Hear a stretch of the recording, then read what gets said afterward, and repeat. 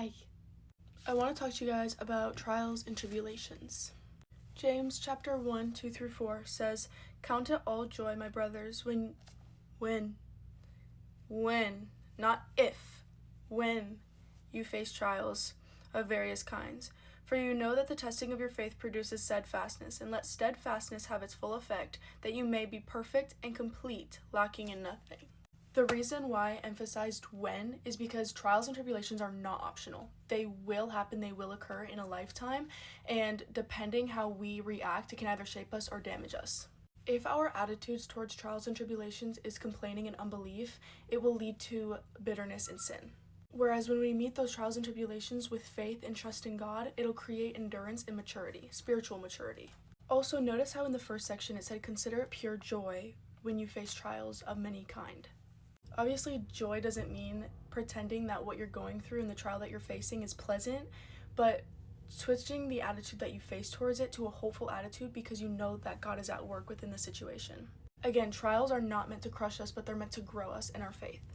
Just as precious metals are refined by fire, our faith is refined by our trials and tribulations. Something I want to point out too is trials do not create our faith, but they do strengthen the faith that we already have. Also, endurance comes from when your faith is being tested.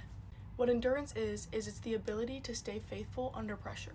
And it is beyond important to let endurance have its full effect, because if we quit too early or we try to escape that trial and tribulation and we try to get out of it way too early, we are going to miss what God has for us and what God is trying to teach us throughout that trial. When we allow that endurance to have its full effect and fully develop, it leads to spiritual maturity. Long story short, trials and tribulations are unavoidable, but they are meaningful. When they are faced with faith, they develop endurance, which is super important, and they deepen your trust in God, but they also lead to spiritual maturity.